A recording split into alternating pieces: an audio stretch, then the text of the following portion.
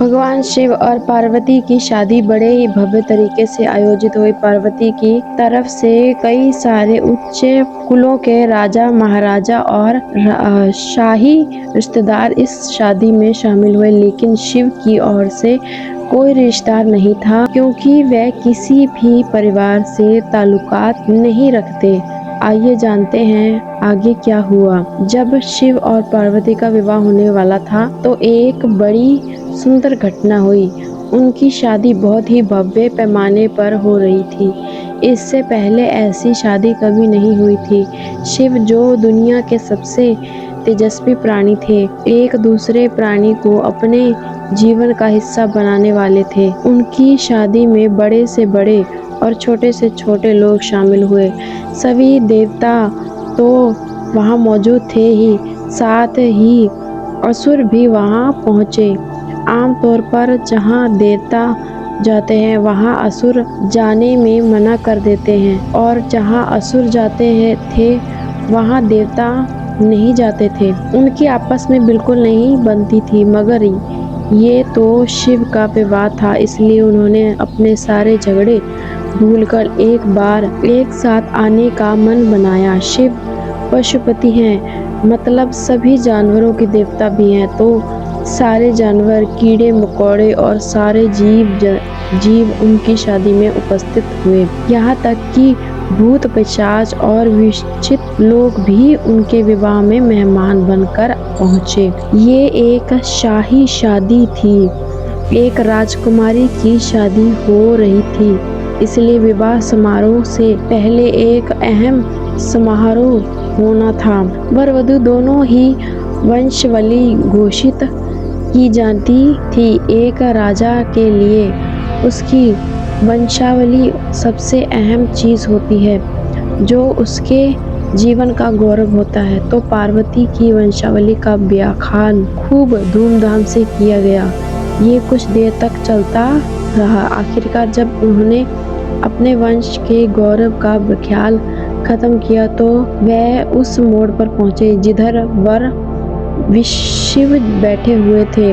सभी अतिथि इंतजार करने लगे कि वर की ओर से कोई उठकर शिव के वंश के गौरव के बारे में बोलेगा, मगर किसी ने एक शब्द भी नहीं कहा। वधू का परिवार ताज्जुब करने लगा। क्या उसके खानदान में कोई ऐसा नहीं है जो बड़े होकर उसके वंश की महानता के बारे में बता सके? मगर वाकई कोई नहीं था। वर के माता पिता, रिश्तेदार या परिवार के कोई वहाँ नहीं आया था, क्योंकि उसके परिवार में कोई था ही नहीं।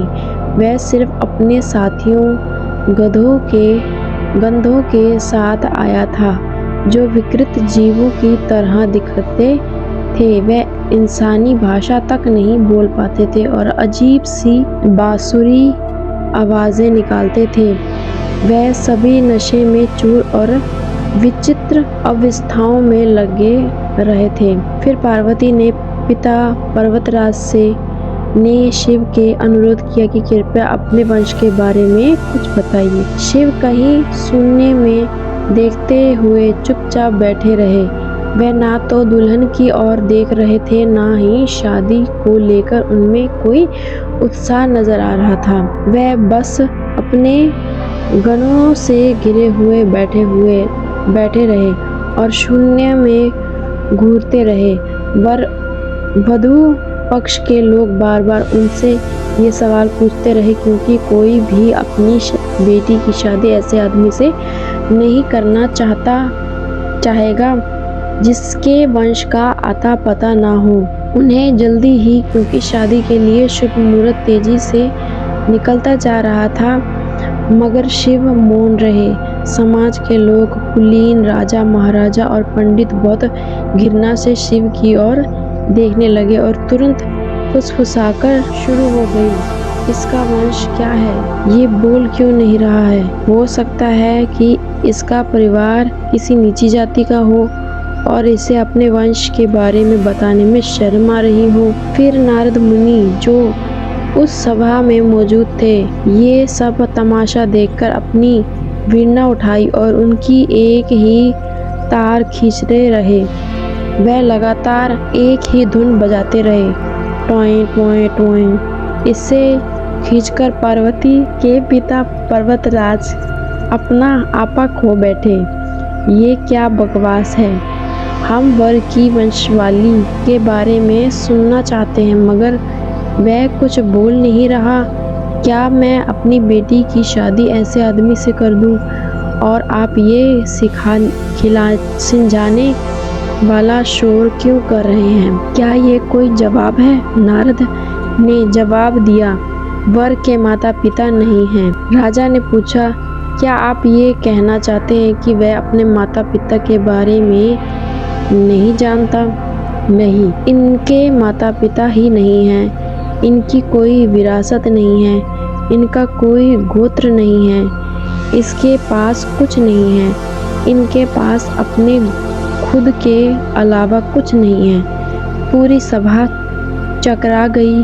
पर्वतराज ने कहा, हम ऐसे लोगों को जानते हैं जो अपने माता पिता के बारे में नहीं जानते।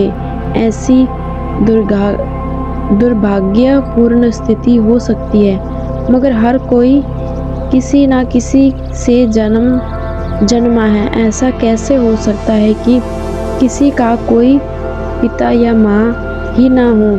नारद ने जवाब दिया, क्योंकि वह स्वयं स्वभु हैं, उन्होंने खुद ही रचना की है। इनके ना तो पिता है ना ही माता, इनका ना कोई वंश है ना परिवार, ये किसी परंपरा से ताल्लुकात नहीं रखते और ना ही किसी इनके पास कोई राज्य है। इनका ना कोई गोत्र है और ना ही कोई नक्षत्र, ना कोई भाग्यशाली तारा इनकी रक्षा करता है। ये सब चीज़ों से परे हैं। ये एक योगी हैं और उन्होंने सारे अस्तित्व को अपना एक हिस्सा बना लिया है। उनके लिए सिर्फ एक वंश है, धवनी। आदि शून्य प्रगति ने जब अस्तित्व में आए हैं तो अस्तित्व में आने वाली पहली चीज़ थी ध्वनि। उनकी पहली अभिव्यक्ति एक ध्वनि के रूप में है। ये सबसे पहले एक ध्वनि के रूप में है प्रकट हुए, उसके पहले ये कुछ नहीं थे। यही वजह है कि मैं ये तार खींच रहा हूँ।